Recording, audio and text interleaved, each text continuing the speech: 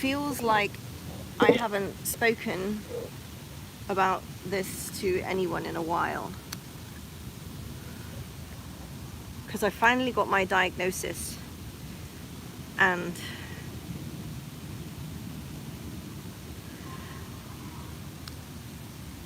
geese.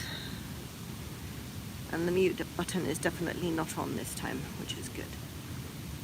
Okay.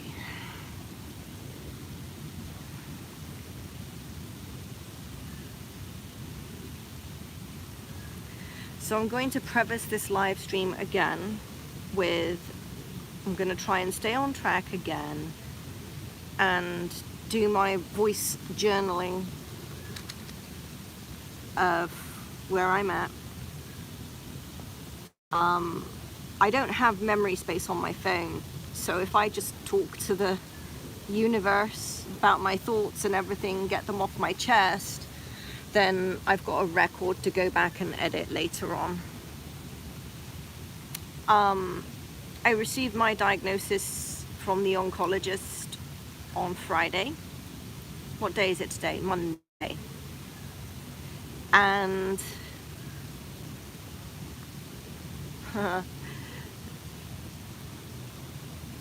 it was just news that I was expecting, really. So the actual disease name is something I can't pronounce, and I'll have to write it down later. But in short, it's called CPPD. But I have a rare form, which is metastatic tumoral tophophoric calcium deposition disease, which is a form of pseudo-gout that normally pseudo-gout, for reasons unknown to current oncology, I'm kind of laughing at this because it seems to make sense to me, but anyway, oncology perspective is that if you have pseudo-gout, then there's a reason for that, and it's usually associated with metastasis of cancer. So while I was waiting for this diagnostic process to go through, I was already anticipating, because I could feel the tumors inside me, that it was going to be metastatic. There was clumping behavior, there's tumor behavior, and it was spreading. And I'm also getting these weird symptoms around my body, like in my skull, in my eye socket, in my parotid part of the jaw. So I was expecting, like, the oncology perspective, I guess, is the worst. And then he said to me, it's actually not cancer, but it does behave malignantly. Hi, Gavin. I'm okay. I'm just trying to verbalize the processing that I've been doing over the weekend.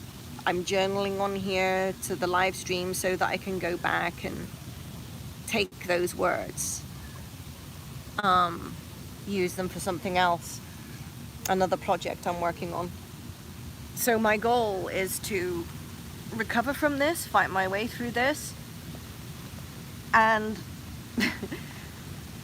I keep laughing because the oncology perspective was, you're going to be disabled, you're going to go in a wheelchair, you're going to be disfigured, and that's a chronic, long-term prognosis until the end of your life. And I'm like, yeah, right. So I'm like, I don't believe it, because it's not that I'm in denial, but I've been living with this disease and I've been fighting it, and I've been feeling the waves of recession of the tumors, and when the tumors get weak, and when they break up, and when they regrow. So I've been used to this for some time, knowing that if I can learn the cycle of this disease and the metabolic process, the disease mechanism, that I can somehow disable it. And it's taken me a while of fighting, and I really think I've found it. And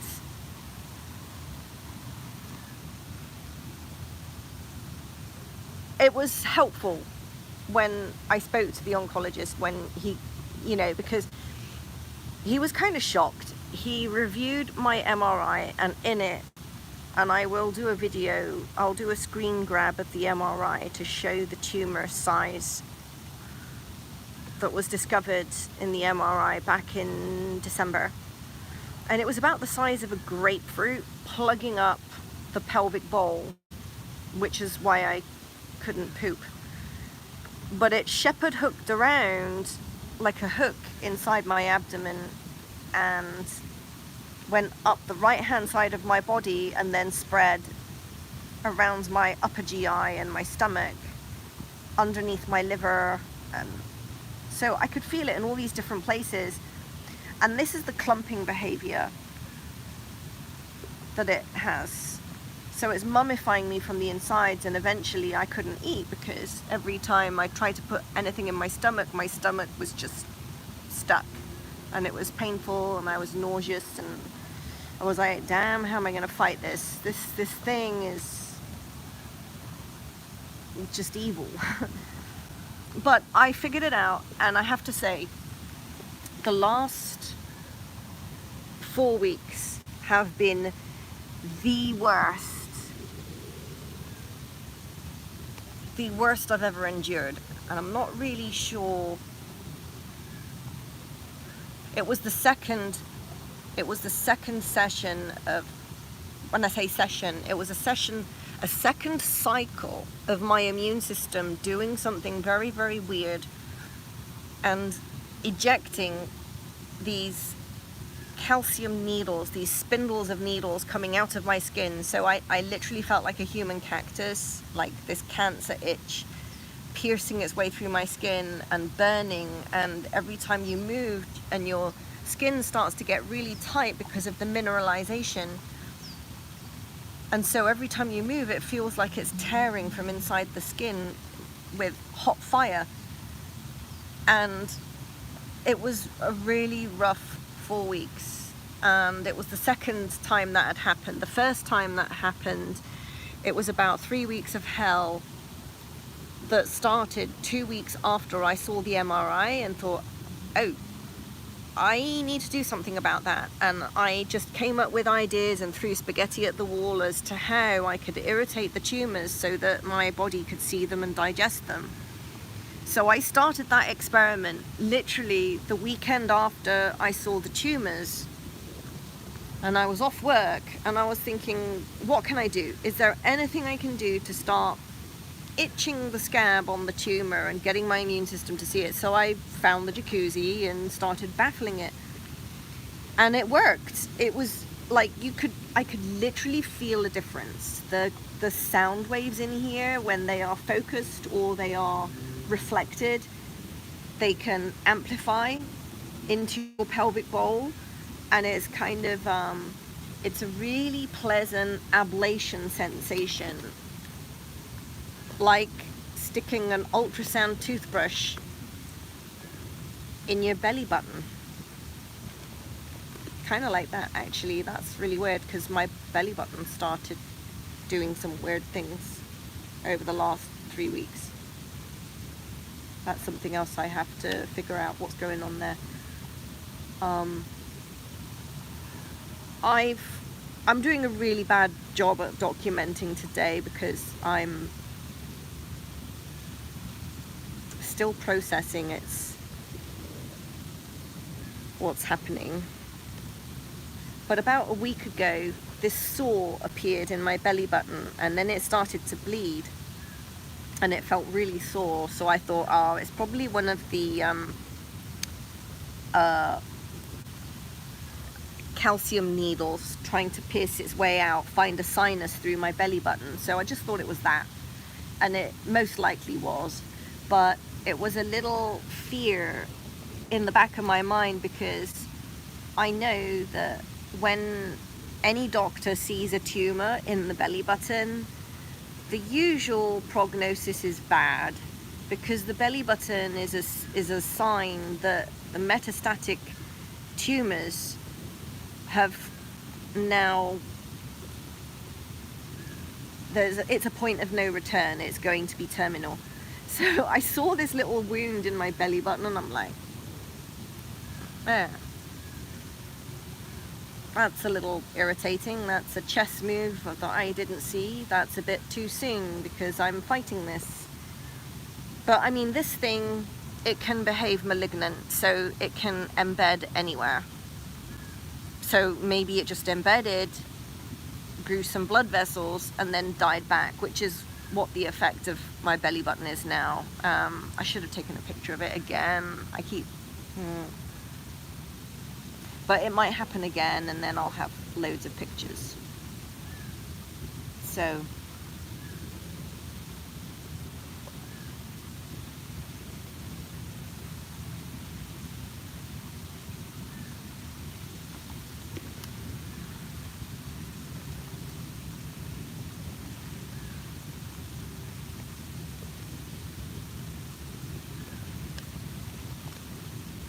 when I first I went to the gynecologist first because I was like, you know what, for years on and off I've had problems going to the bathroom because it just felt stuck, like it wasn't going to come out, and you couldn't squeeze, or you'd be straining, or so I thought, right, this is it, once and for all. I'm sick of this and it's happening again, so I need to get someone to look at that spot and tell me what's going on.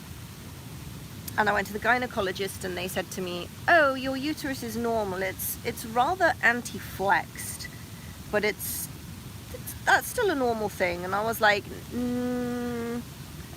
that was dismissive. Firstly, because an antiverted uterus is more normal than, but an anti-flexed uterus is completely not normal. There's something wrong. And I didn't know what that was because I wasn't a doctor. I'm not a doctor, but living with this disease over some time and finally getting a diagnosis has made me realize what that sign was. And what happens is, before the tumors actually form, there is a bunch of inflammatory acidosis happening in the pelvic bowl, and that inflammatory acidosis sinks down and it sits behind and on top the uterus and in front of the rectum, and this pools and fills up the pelvic bowl until it engulfs the sigmoid. But it's acid, right? So at first it's irritating because it's acid, so you're going to get this boggy sensation, like a prolapsing sensation in your uterus and in your bowel. And that's because your immune system's not coping, and the tissue is weakening and softening and becoming balloon-like, like a water balloon, and things feel like they are sinking and prolapsing. Because literally the fatty acids in your body are becoming weak, they're dissolving, so your fatty omentum, this fatty apron that is like suspensory ligaments that hold up all of your organs, it starts to lose its strength and it starts to become kind of snotty and stringy, and your organs start to sink downwards, so you get this kind of little pot-bellied appearance. Is documented in Chinese medicine. And I was like, how come Chinese medicine is so accurate about what I'm going through, and yet the Western doctors say I'm normal? Because the Western doctors don't recognize signs. They only recognize symptoms, and unless you are prolapsed, you're not prolapsing. Unless you are bleeding, you're not bleeding or whatever, they don't recognize all these little weird things that happen to our bodies as symptoms. There isn't a medical name for them. They don't put a medical number down for them. It's not a diagnosis. It's possibly a trait. It's a sign. so they pay no heed for it.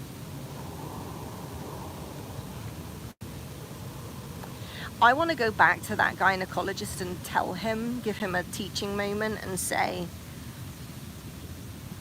you know, a severely anti-flexed uterus is probably a sign of pelvic inflammatory something that is burying the uterus and probably mummifying it. Just so you know, and I think I'll tell him that, so maybe he can be a more observant, a more aware doctor in the future, that when a woman comes complaining about this thing, it might be something worth looking into or suggesting to her. Might help get some early warning signs detection going. So you can't really get diagnosed here in America before stage 4 because they treat all of the signs as nothing to worry about. Unless somehow you see a doctor that sees all of the signs and can differentially look at that and say, oh, this constellation means I have to show you to an oncologist. And I was lucky. I got assigned an oncologist a year ago for something else, actually, come to think of it, for something else. They didn't diagnose, they didn't see this disease coming. Because usually if they say, oh, it's an autoimmune disease, that's it. You get labeled and that's it. If it's autoimmune disease, you just, like, what can you do? So that's another problem with getting diagnosed. You get a diagnosis, and once you're in a label, in a bucket, you're sorted. You're done. Even when you feel like certain things are still progressing and getting worse, it's like, oh, that's part of the disease constellation. So I had to fix that autoimmune disease before they could look at the tumors, which is crazy, because I knew the tumors were there before the autoimmune disease was there. It was almost like the tumors were growing before the autoimmune disease, and then the autoimmune disease set in because the tumors had disrupted my organs so much that now the tumors were free to grow.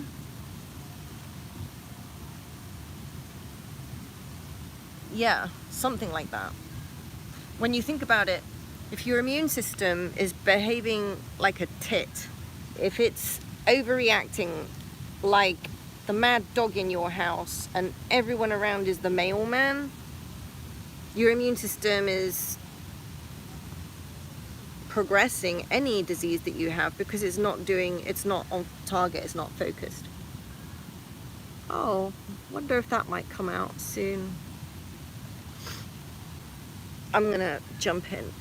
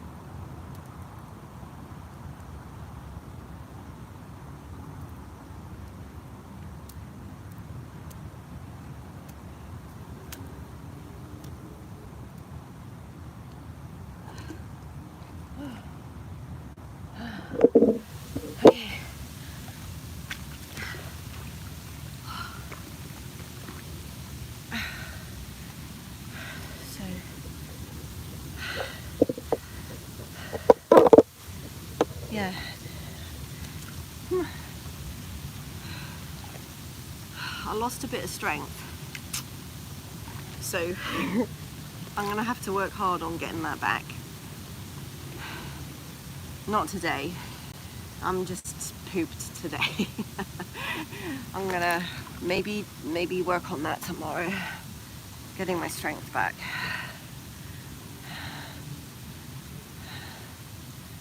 It's been a really rough 3 weeks, and usually if I don't train for a solid week, I can lose strength. If I don't train for 3 weeks, that's just bad. I'm at risk of wasting. So I keep my strength up to minimize the wasting.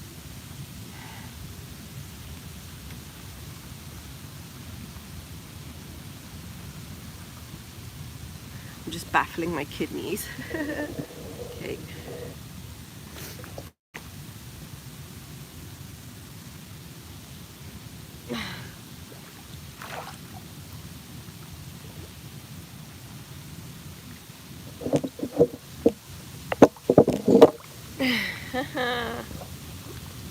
Right.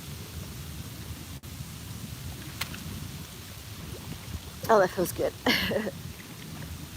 Baffling my kidneys.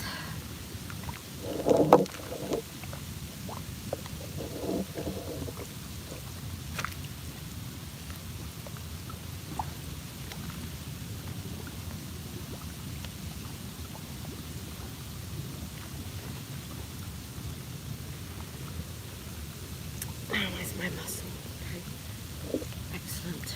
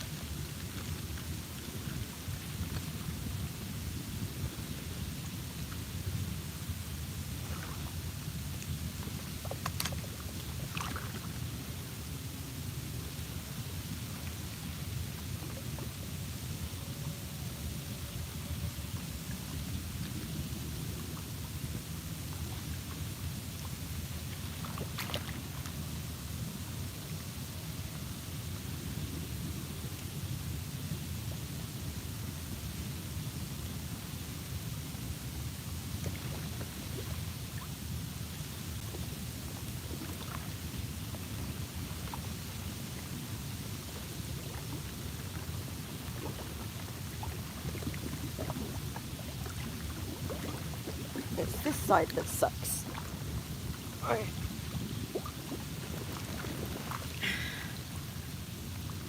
This side sucks.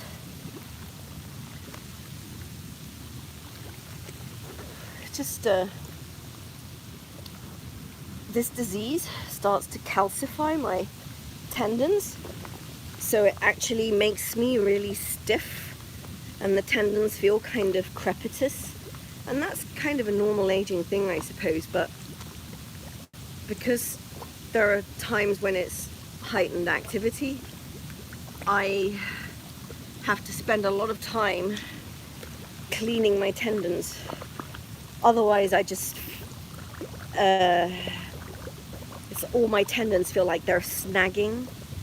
It's not that they're tight, but they just don't slide over each other easily, and they just feel like they're snagging and getting sticky. So I wanted to get this part of my celiac plexus because that's where I get a lot of the pain. To get the spine there with the jacuzzi is not easy, actually, because the jet nozzles are always too far down.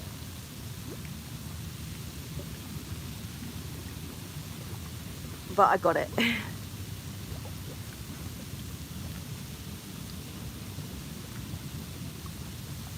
Just oh, it feels a bit sore there. basically go around and baffle anywhere that feels a bit sore, like it's kind of a bruisey sensation,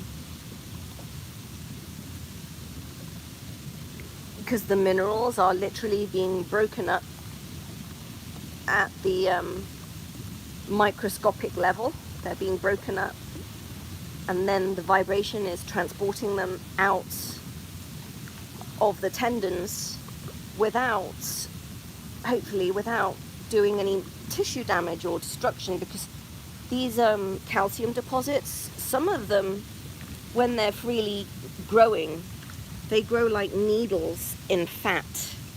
So they grow like needles in fat near the skin, where they get lodged and then splinter their way out. Or they grow like needles into the glands of your eyes, and then they kind of break off and splinter their way through the glands. That's really painful. They can splinter their way through your skull, so you get these really painful little things coming out of your skull. It's really gross. Where else? Oh yeah, I mean, downstairs, forget about it. Like, yeah, it looks bad. But I think I'm gonna do, for those people that are interested, self-massage videos on, like, instructional on how to get to these painful areas. But I'll stick it on OnlyFans or something.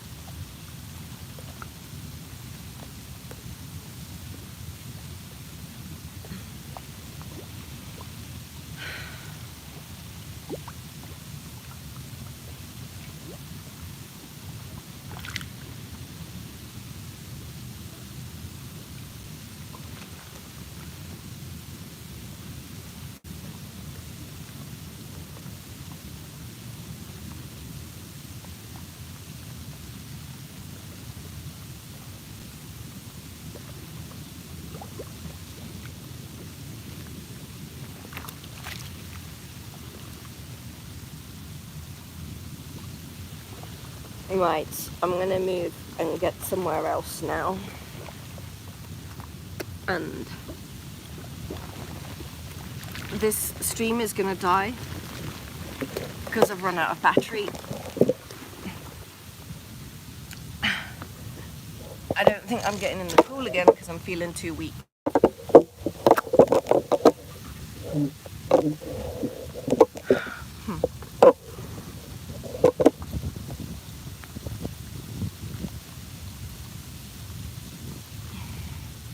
Okay.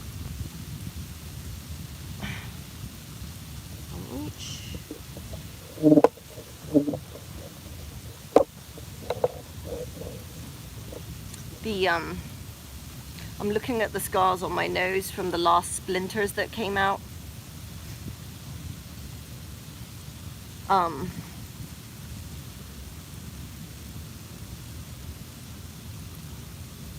So in some people, in the rare form of this disease, it can be disfiguring. Not just scarring, but actually growing things, tumors on the face, on the bone.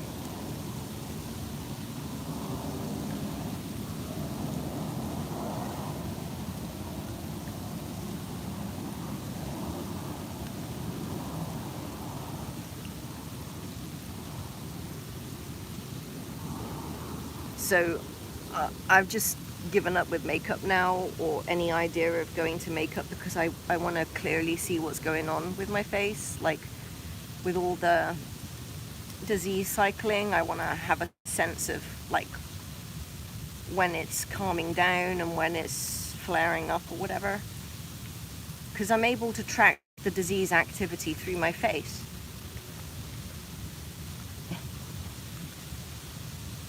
So right now, there are some red marks on my face and some really dark brown ones, which are, so this is actually at the end of a phase of disease activity, which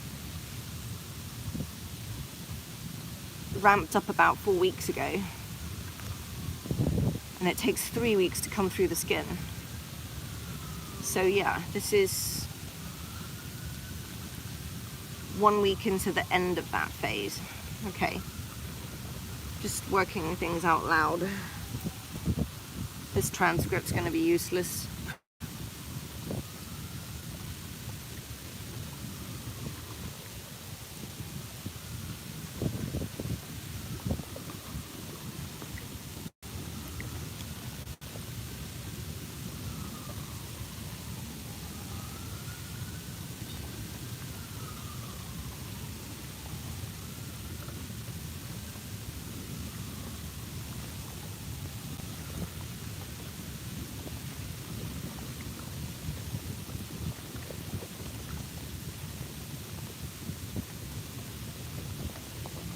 I need to do the other side because it sucks.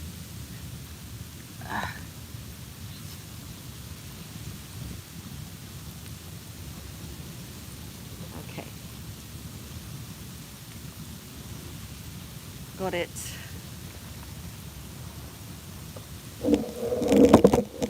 Oops.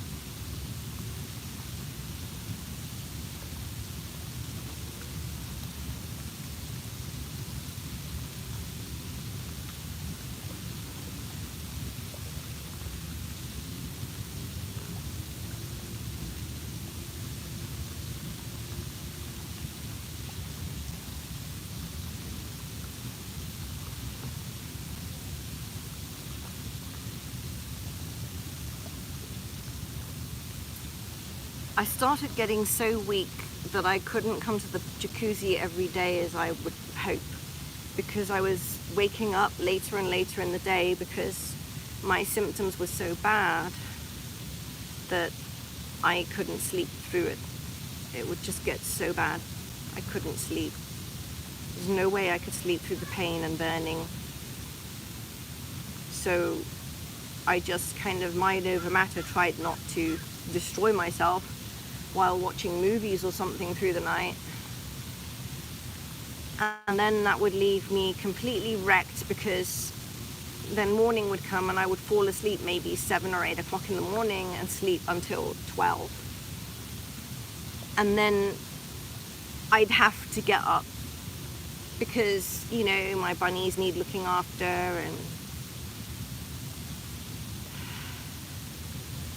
and you know, life goes on and the phones were calling and you have to get up, you know.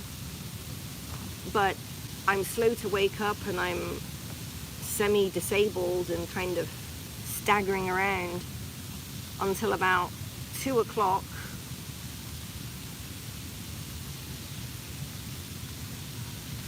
And then I managed to think about the nutrition for the day, like when am I going to break my fast and how's my body feeling? Should I break my fast with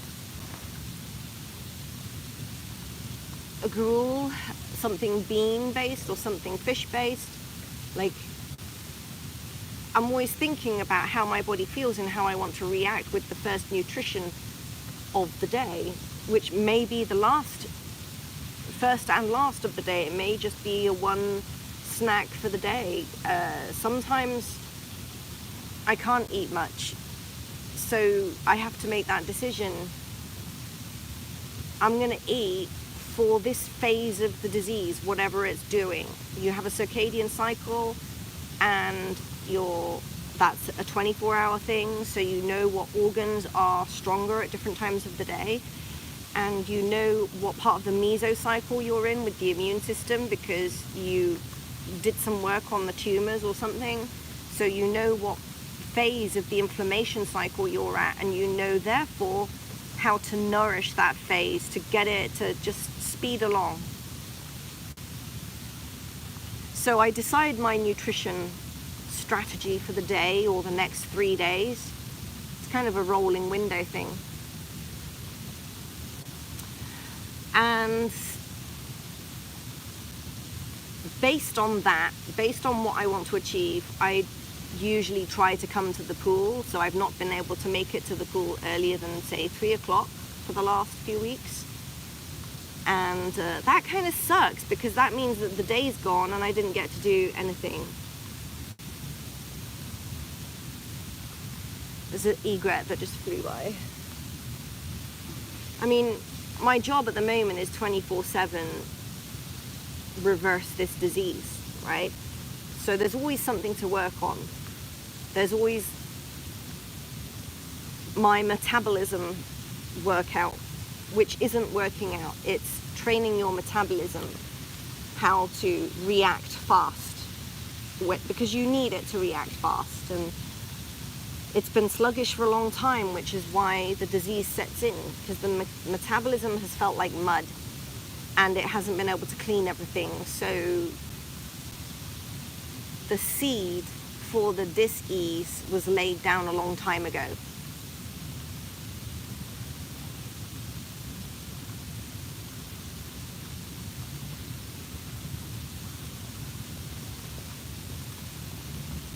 And training the metabolism is not fun. Training the metabolism to change, to wake up, to be responsive, not reactive. If your metabolism is reactive rather than responsive, then you're in a bunch of trouble. An example of reactive metabolism. You're feeling so goddamn hungry, you're gonna pass out, and you just have to fill your face with something, so you go for a plate of fries. Within 15 minutes, that metastatic metabolism is fermenting the carbohydrates in the fries without the aid of oxygen. It doesn't need to go through the 14-step metabolism process to break down carbohydrates like the rest of the body, because the rest of the body is following the rules. And what they do is they take the carbohydrates, they break off a branch and share the branch back to other cells who take a twig off or a leaf off for themselves. And it just goes around like that, gradually being broken down. So there's lots of interchange within the body between different cell groups to complete the metabolics of just digesting a plate of French fries. But cancer and other primitive diseases like tumor growth, I call them primitive because they actually work off a fallback metabolism. So the metabolism, we are complex beings. We require a complex metabolism of interchange between cells that share the metabolites between them and pass things around. But the primitive metabolism was when life formed on Earth without oxygen and everything was fermentation. It was all cyanobacteria. So this DNA pathway exists in all of us, but normally our cells are properly developed and they know how to run the program, so they don't fall back on this kind of Windows scroll of death kind of thing. They don't do that. Anyway, when they are metabolizing by fermenting these carbohydrates,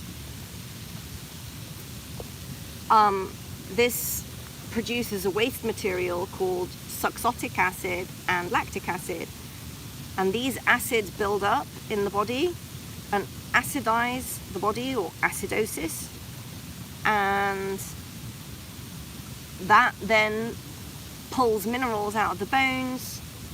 It messes with the kidneys, it messes with the skin, it messes with your sleep, it gives you migraines, it causes strange bony formations to form, sclera, and it can damage your nerves because you move, and every time you move, these bony needles will shred the nerve sheaths.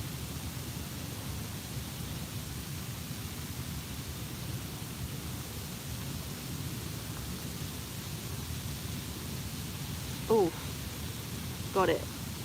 Okay, I can move around a bit.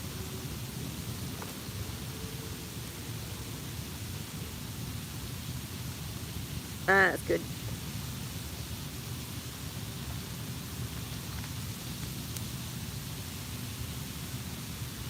Right, I'm going to jump in one last time. And then I'm done. I'm going in.